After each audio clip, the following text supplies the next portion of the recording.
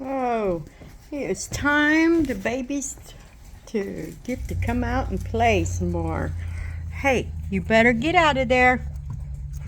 Mika, that little girl started whining, saying she wanted to get out of the playpen. So I agreed it was time. They've been really good in the playpen all day. It's still been rainy here, so they've been just laying around sleeping. They eat and then they sleep for a while. Mika, you better get out of there. They're still trying to wrestle Mom down so they can try to nurse, but Mama Delilah's doing good with just doing that right there. That's teaching them that they're not going to get to nurse. Mama Abby says, forget that, I'm just getting out of their reach. But she'll get down and play with them before they go back in their pens. Somebody was asking a lot of questions in the comments, wanting to know why I do things the way I do. I let the mamas play with the babies, and I have 2 litters mixed together, and just some things I guess people aren't used to seeing. Ow! Ow! Although I've seen it. Hey, Mika, quit!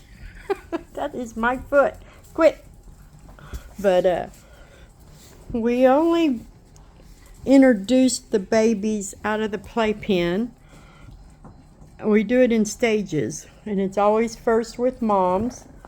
Moms will always be able to be around them when they're out of the playpen, because moms are the ones who are teaching them, and they mother them. They still clean them, and you can tell they show affection, and they're playful, and those are all the kinds of things the puppies need every day so that they can grow and develop into the best little socialized puppies. And then Jericho is the dad to Delilah's babies, but I don't usually let dads around the babies until the babies are closer to 8 weeks old. They're just not as sensitive to the baby's needs as the mothers are. Mama Abby and Mama Delilah, they are just excellent mothers. They're very sensitive to the needs of the kids, whether it's their kid or the other litter. It doesn't matter. They're sensitive to what these babies need, and they clean them as needed, or they correct them as needed. They mess with them and play with them. Try to bring out some of their natural personality. Comes from playing with moms. Right now, they don't know how to play. They don't know all the things that the Boston Terrier puppies are able to do, and moms help them to learn that. But dads don't really care. Jericho might play with them, but it's not the same kind of playing, and they're just not big enough for other dogs, bigger dogs, to start roughhousing with them. Mamas are gentle by nature. They may get rough, but it's their instincts are in tune with the needs of the babies, where the dads just don't have that kind of same instinct. Not my dad anyway. I haven't tried him, and I just don't feel like it's worth the risk. He will get to be around them.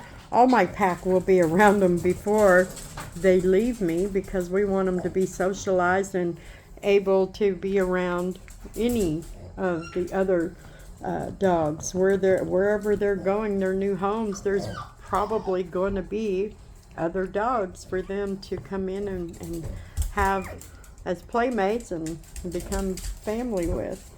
So we use our own pack to help socialize them and get them,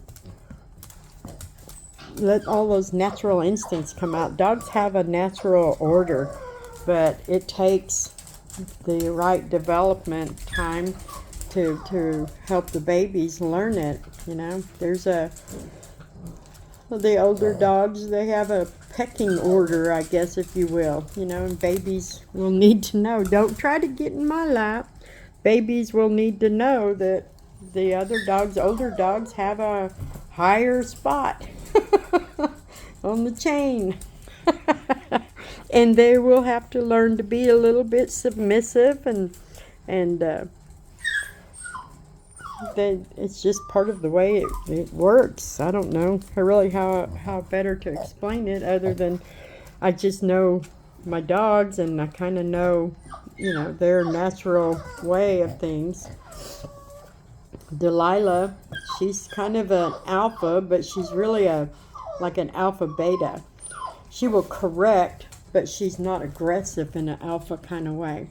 But she's taken charge.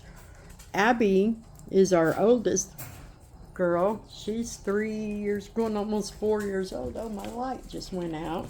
I don't know if they turned. There, it came back on. I knew things got dark. Abby's the oldest in the house, but she's actually a little bit submissive to Delilah, because Delilah has taken on the alpha female role, and Abby is more beta than Delilah is. And Ray and Sheba, they do whatever Delilah tells them.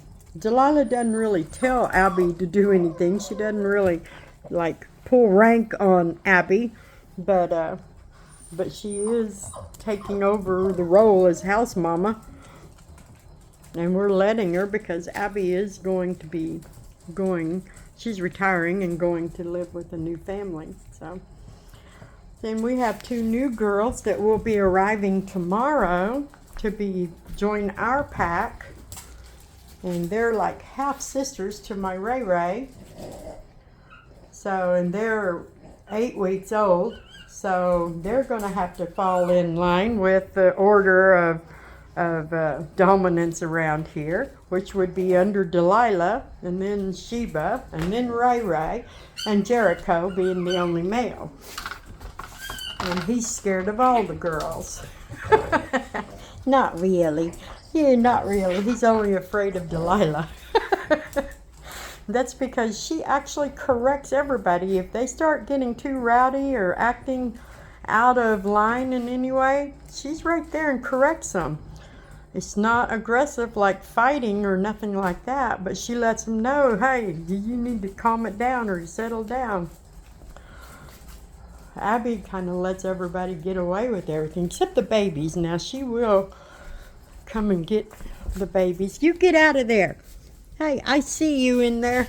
Ah, there you go. Go. Get them out there and play, Mama. I've had several litters with this big bed. This big bed sits in front of my recliner. And whenever I'm sitting in here crocheting or doing any of my work and things I do in my recliner, as many of the dogs that can fit on that bed will get on it. And the babies just do it automatically. Mika, you're an ornery thing. Yes, you are. She's going to be very talkative, I think. Hey. Oh, see, Mama Abby or Mama Delilah just is kind of antagonizing them. But that teaches them manners. They're letting her know they don't like being nipped or corrected, and she's still doing it. Ray, you stop that whining. We don't do that. We don't do that, but she does. She's not supposed to, but she does it. We're working on it. Hi, Denny, baby. There's Denny and Mika and Dondi and who are you? Duke. Couldn't think of his name. And Slate. Here's that little girl. She's getting so sassy with her mama. Delilah's correcting her though. And she's going back for more. There's Captain and Norm And there's Myra, Dee Dee, and uh-oh, she got Duke. She's got Duke on his back, and he's loving it. Ray Ray, stop that whining. No. Oh, Duke, he fell over backwards.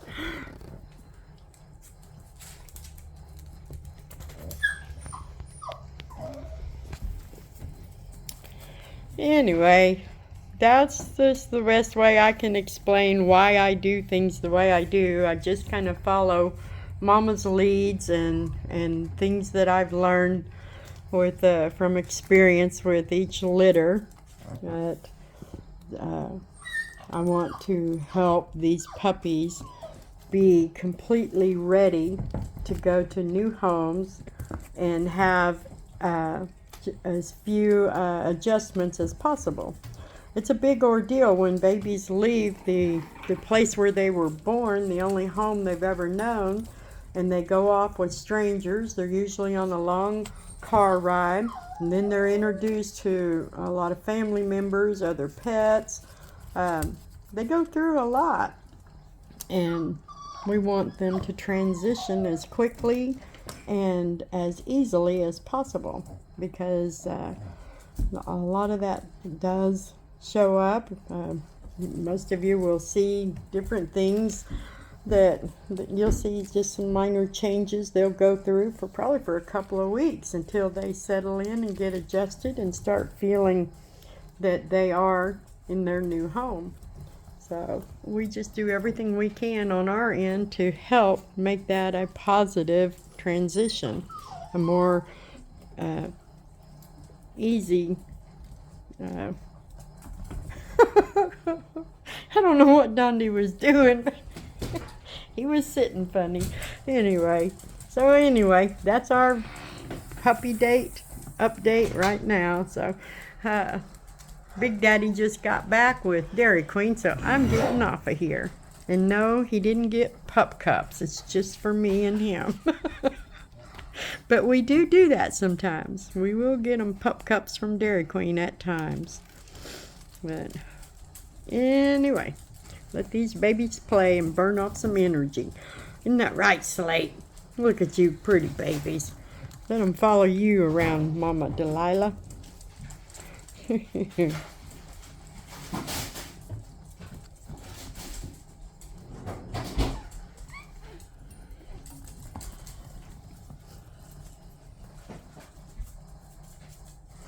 Anyway.